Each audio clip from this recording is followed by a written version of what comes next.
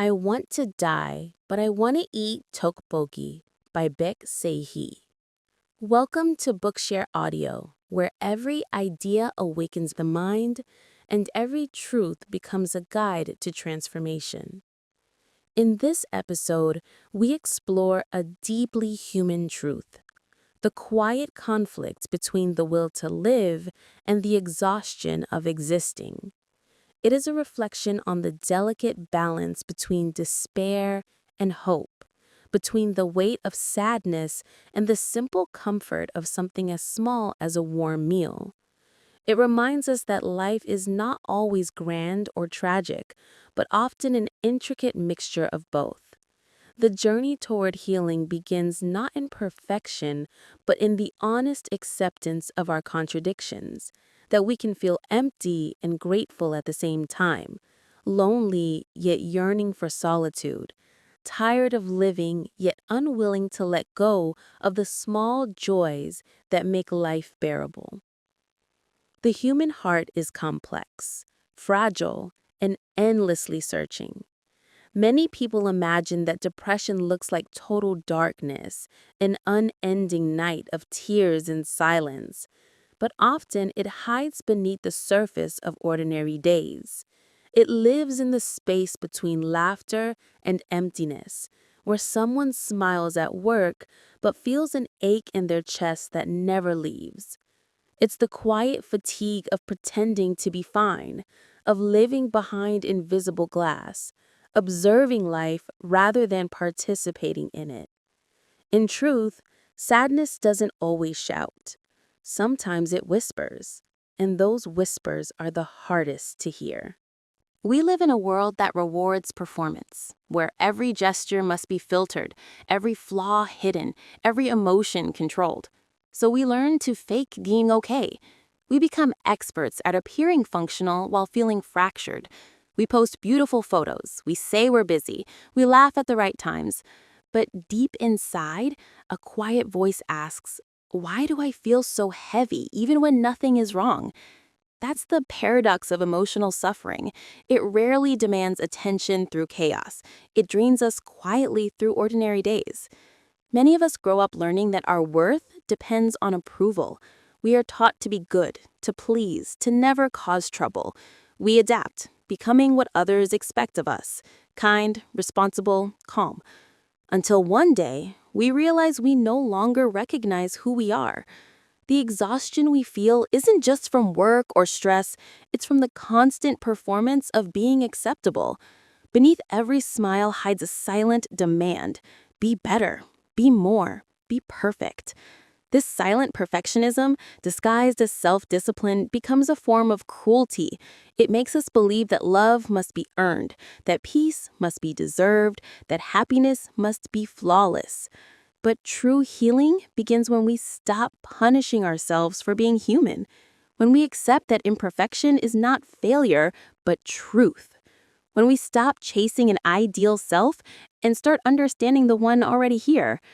Many people confuse self-improvement with self-rejection, trying endlessly to fix themselves when what they truly need is to understand themselves. The first act of love toward the self is not change, but awareness. To sit quietly and say, this is who I am, and that is enough for now. Emotions are not enemies. They are messengers. Sadness is not a flaw, but a form of honesty. It tells us that something in us is yearning for care. Anger tells us we have boundaries that were crossed. Fear tells us we need safety. But we live in societies that worship positivity, as if joy were proof of worth and sorrow were shameful. So we suppress the uncomfortable feelings until they rot inside us, transforming into guilt, self-hate, and numbness. Real peace comes not from escaping pain, but from understanding it. To face the darkness without turning away, that is courage. And courage often looks quiet. It's waking up when you don't want to. It's eating when you have no appetite. It's talking to a friend when your voice trembles. It's the decision to keep existing when everything inside you says not to. Small acts become sacred in the face of despair. Taking a walk, taking a breath, holding a warm drink, these are not trivial acts. They are proof of life. Healing rarely arrives as a dramatic breakthrough. It comes as small, consistent choices that say, I'm still here. At the core of emotional struggle is a longing to be seen. Many of us carry invisible childhood wounds, a feeling of not being enough, not being loved properly, not being safe. Those early experiences shape how we relate to the world. A person who was loved conditionally learns to perform for affection. A person who was shamed learns to hide. A person who was controlled learns to fear freedom. Without realizing it, we spend adulthood reenacting these scripts, mistaking familiarity for comfort, even when it hurts. Healing means noticing these patterns and gently rewriting them. Self-awareness does not come from blame, but from curiosity. Instead of asking, "What's wrong with me?" we can ask, "What happened to me?" Instead of judging emotions, we can listen to what they are trying to tell us. Often, the sadness we call weakness is the voice of a child who was never comforted. The anxiety we call dysfunction is a mind that never learned safety. The anger we suppress is the self that was never allowed to say no. To heal is to finally give ourselves the permission we were denied to feel, to rest, to exist without apology. Modern life magnifies our suffering by comparison. We scroll through the curated perfection of others and feel inadequate. We confuse visibility with value, likes with love, attention with worth. But beneath every filtered image lies a human being also longing to be seen. We forget that people show the highlight reel, not the raw footage. When we compare our behind the scenes to someone else's best moments, we lose perspective. The cure is not to stop caring, but to reconnect with reality, to return to the physical world, to the quiet texture of daily life, to our own presence. In moments of despair, the mind becomes both the prison and the prisoner. It convinces us that our pain is eternal, that our sadness is proof of failure, that no one could ever understand. But feelings are not facts. The truth is, even the darkest emotion moves. Nothing in the human heart is permanent. Just as night gives way to dawn, the mind shifts. The challenge is to endure long enough to witness that change. It's not about never feeling pain again. It's about knowing pain will not last forever. Many people struggle not because they are broken, but because they are sensitive. Sensitivity in a harsh world feels like a curse. You feel too much, think too deeply, and care too intensely. But that same sensitivity is the birthplace of empathy, creativity, and connection. It is not weakness, it's a different way of perceiving life. The goal is not to harden yourself against the world, but to build boundaries that allow you to feel without drowning. You don't have to stop caring, you just have to care without abandoning yourself. Relationships mirror the relationship we have with ourselves. When we fear abandonment, we cling. When we fear rejection, we hide. When we lack self-love, we settle for conditional affection. We mistake dependency for intimacy, approval for love, attention for safety. The irony is that when we try to be loved by everyone, we lose the ability to love authentically. Love begins not in fusion, but in freedom, the courage to be fully yourself in someone else's presence. To love someone without disappearing inside them is one of the hardest lessons we can learn. There is also the quiet war between solitude and connection. We crave company but feel suffocated by it. We long for space but fear loneliness. This contradiction is not madness, it's the truth of being human. We are social creatures with private souls. We need both, the warmth of others and the silence of ourselves. Balance means allowing both to exist without guilt. Sometimes the best way to love people is to step away for a while and breathe. Sometimes the best way to love yourself is to reach out, even when it's uncomfortable. Both are valid. And then there's the body, often the most neglected part of the healing journey. We treat it like a vehicle for the mind, forgetting that it holds memories the intellect cannot touch. Trauma lives in the muscles, anxiety in the stomach, grief in the chest. That's why sometimes you can't think your way out of pain. The body must also be soothed. Movement, sleep, nourishment, even something as simple as stretching. These are ways of speaking kindly to yourself without words. The body listens when the mind doesn't. In a world obsessed with productivity, resting becomes an act of rebellion. To rest is to say, I am not a machine. I am allowed to exist even when I produce nothing. Rest is not laziness, it's maintenance for the soul.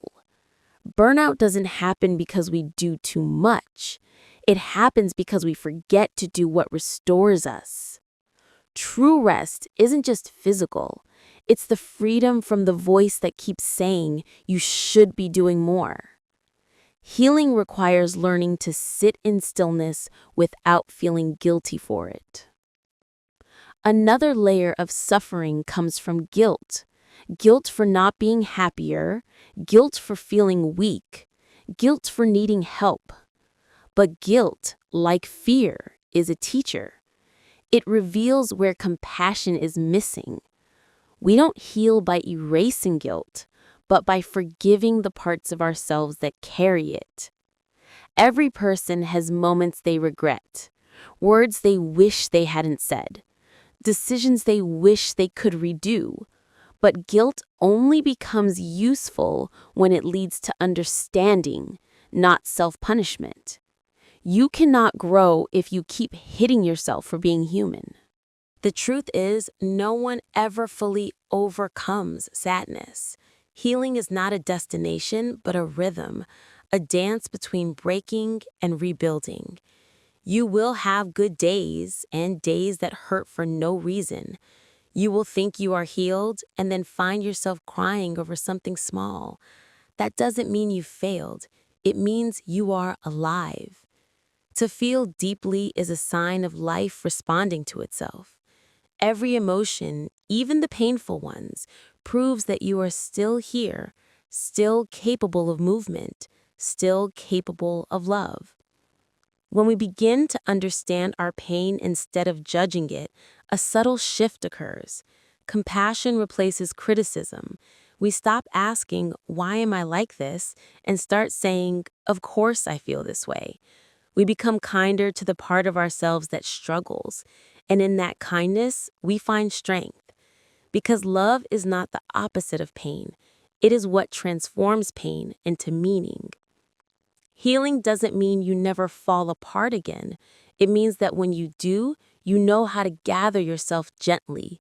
It means learning to hold your sadness without drowning in it. It means choosing to stay when your mind tells you to run. The small, ordinary act of surviving each day, that is the real miracle. Life does not demand that we be extraordinary. It only asks that we keep showing up. And in the end, that's what all of this is about, showing up for yourself, for your mind, your heart, your small joys, your little hopes. It's about allowing the contradictions to coexist, the desire to die and the desire to taste something delicious, the urge to give up and the impulse to try again. It's about realizing that both can live in the same person, and that doesn't make you broken. It makes you real. The human experience was never meant to be clean. It was meant to be lived, messy, confusing, beautiful, and painfully alive. So the next time you feel like you've lost your way, remember this: you are not alone in your confusion. There are countless others silently fighting their own minds, finding small reasons to stay. A friend's laugh, a sunset, the smell of food, a memory of warmth. Sometimes that's all it takes to keep going.